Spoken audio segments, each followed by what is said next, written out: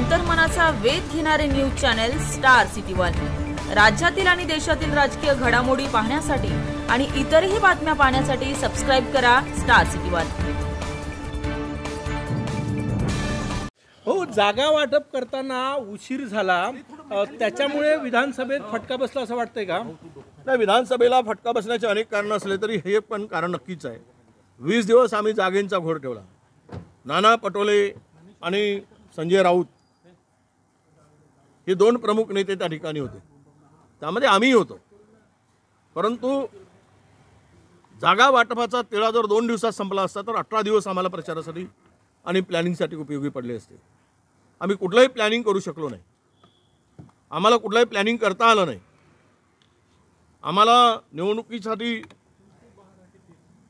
तीनही पक्षाला संयुक्त कार्यक्रम आखता आला नाही।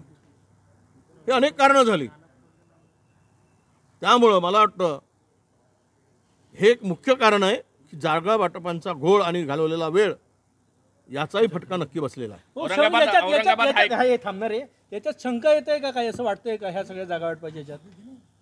नाही, मी म्हणतो ना, खरं म्हणजे कदाचित प्लॅनिंग आहे का? इतका वाढवलेला, इतके जो वेळ वाया घालवला। बैठकीची वेळ 11 वाजता, यायचं 2 वाजता, अनेक नेते उशिरा येत होते, त्यामध्ये मी कोणाचं नाव घेणार नाही। आणि यामुळे हा बैठकांचा वेळ लांबत गेला, एकेका जागेवरून वारंवार त्याच गोष्टी होत गेल्या।